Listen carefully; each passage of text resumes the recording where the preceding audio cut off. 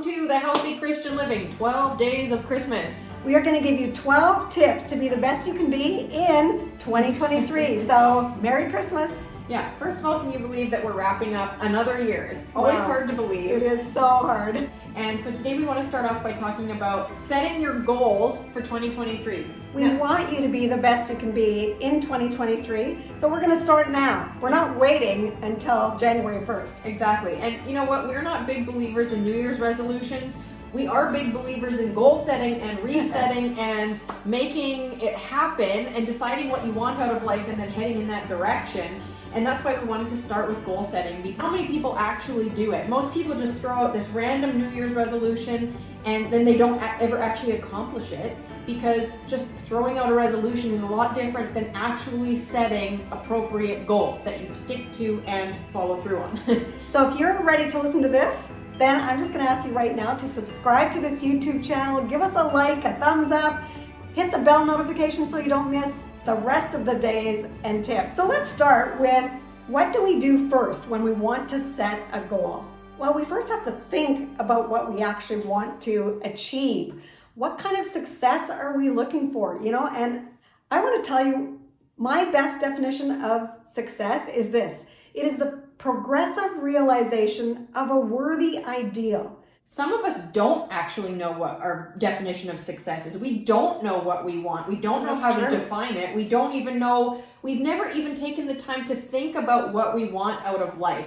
And so I think that really is the first step in setting goals and figuring out what success looks like to you, is asking yourself, who do I want to be? That's right. What do I want my life to look like? And what do I need to do to get myself from point A to point B? And that's essentially what goal setting is all about. You have to really sit and think about what you want and who you want to be. And these aren't things to just throw out like, I want to be a supermodel and, be on Broadway this year. Well, sure, I can say that, but I don't really want to do the work to get there. That's right. And so you have to ask yourself if the goals that you're setting are actually what you want, and if you're actually willing to do the hard work to get there, because it's hard work involved. I'm going to give you a little example because, I'm getting younger every day. Aren't we all? But I'm just going to tell you that my husband is a great example of this kind of success, the kind of success that I'm talking about a progressive realization of his worthy ideal. He was a law enforcement officer his whole entire life. In fact, he did it for 35 years. That is a lifetime. But he always wanted to do 35 years. In his mind, he always wanted to serve for 35 years as a peace officer. And he did it. That is a definition of success. Slow and steady, one day at a time, one foot in front of the other to make it happen. Not fast. No. And did he want to quit at times? Yeah, many times. But he persevered. He kept going. And he achieved the success he was looking for. So I want to say, what are you looking for?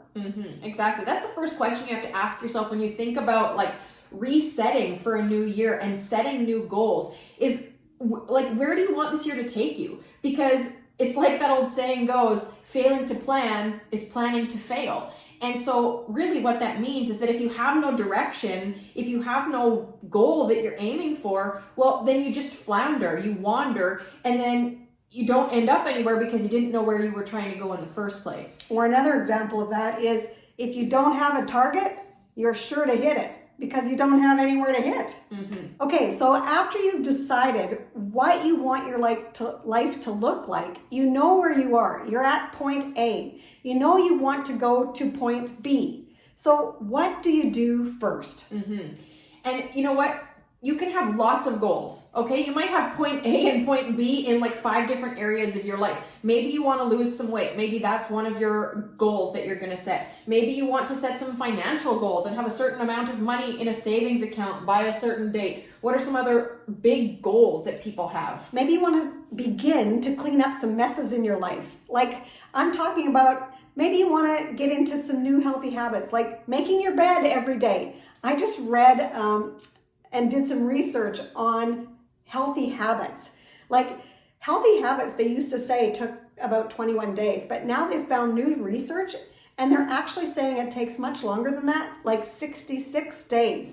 But they also said that if you happen to, I'm going to say, fall off the wagon for one day, you kind of relapse for a little bit, that's not going to hinder your whole new healthy habit streak. So just keep going. That's good news. You can start with, like, if you've never set goals before, pick one to start with. Maybe you're like an expert in this and you've been doing this for a long time. Maybe you have like 10 or 12 goals for the year, or who you want to become, or things you want to do.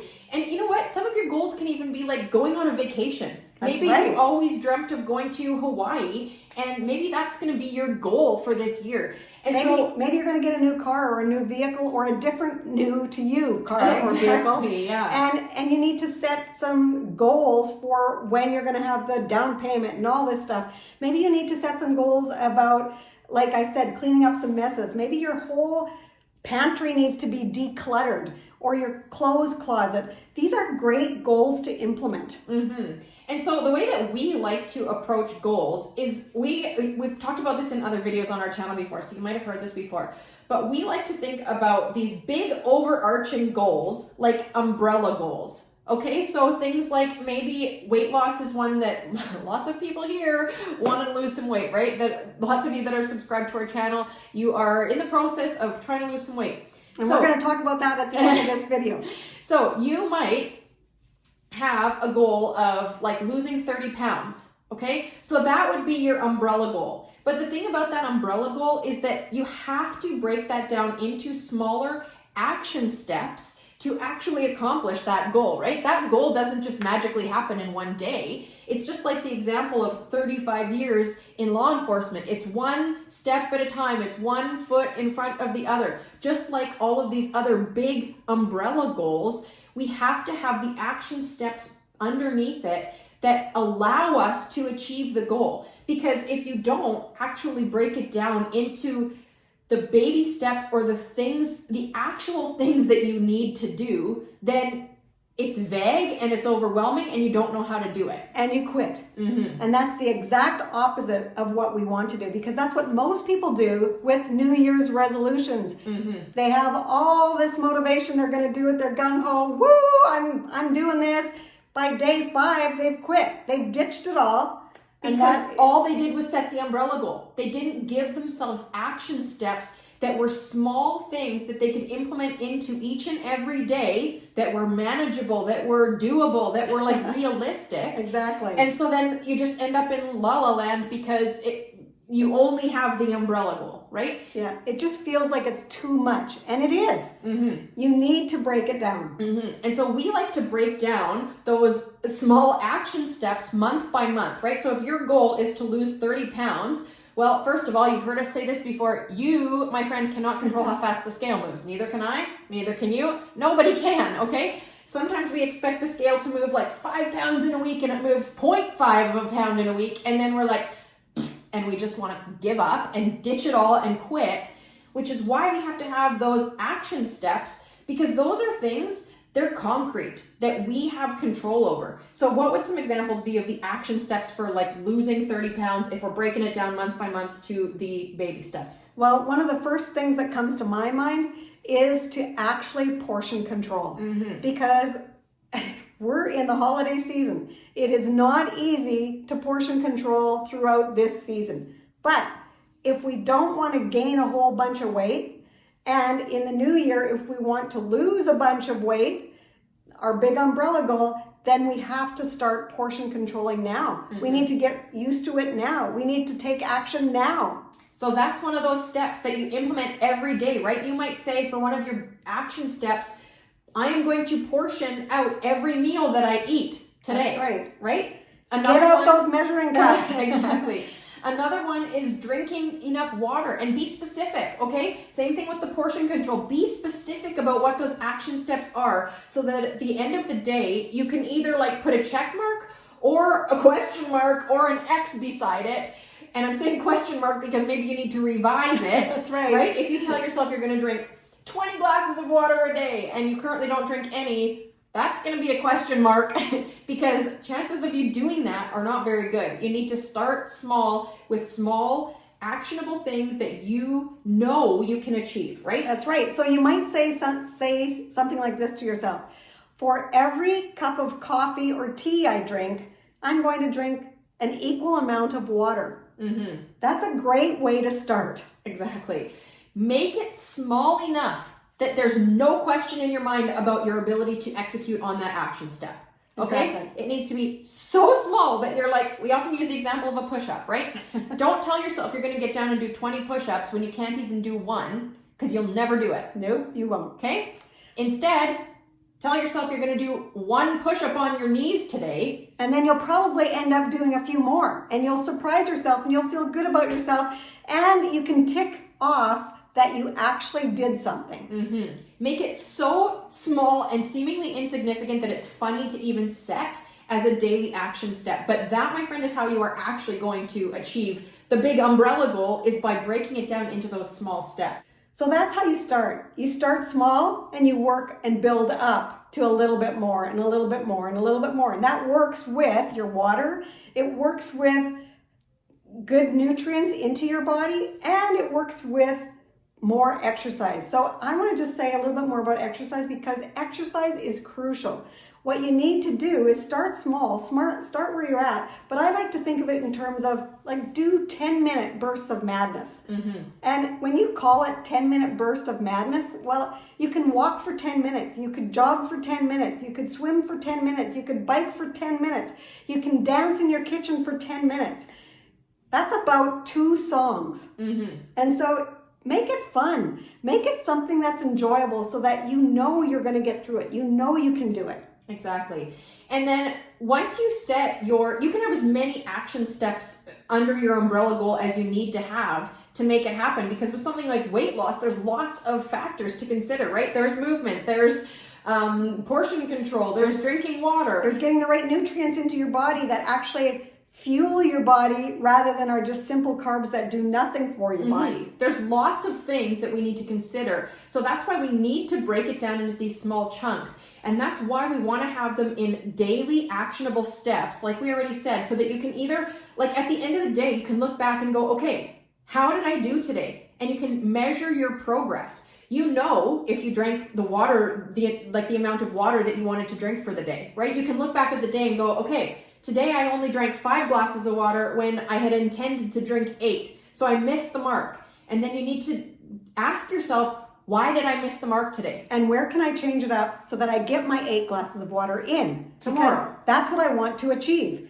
That is my definition of success in losing some weight. Mm-hmm, exactly. And that's why at the end of the day, it's not about like feeling guilty if you didn't do it. It's about revising your action steps for tomorrow so that you can keep moving like 1% in the right direction every day. And before you know it, that 30 pounds will be gone, right? And so it's not about being hard on yourself. It's not about going like, oh, I'm such a failure. It's not about ditching everything. It's about going, okay, you know what? Today I drank 5 glasses of water. That's a whole lot better than I was doing, right? Yes, it is. But I still am not quite meeting that goal, or that action step for the day. So does that mean that my action step is too big and I need to break it down into smaller steps even than what I did? Does it mean that I'm not really bought into that action step and maybe I need to revise it all together? Or does it mean that you had some sort of like extenuating circumstance today that threw a wrench in your plans and tomorrow will be better? Or do you actually want to lose weight? Mm-hmm. Like we all say, oh, I want to lose a few pounds, but do we actually mean it? Mm-hmm. That is another question to ask yourself. Do you really mean what you write down as your goal? Yeah. And that's where those big umbrella goals, you have to really sit and think about what you want and who you want to be. That's right. And so you have to ask yourself if the goals that you're setting are actually what you want and if you're actually willing to do the hard work to get there, because it's hard work involved. I'm just going to go back to my husband with his whole goal setting of finishing 35 years in law enforcement. He wanted to quit. In fact, he almost quit at the 25-year mark. And he even took a break to see if he wanted to quit. Mm-hmm. And at the end of that break, I'm going to tell you, he took 6 weeks off to figure out if he wanted to continue or not.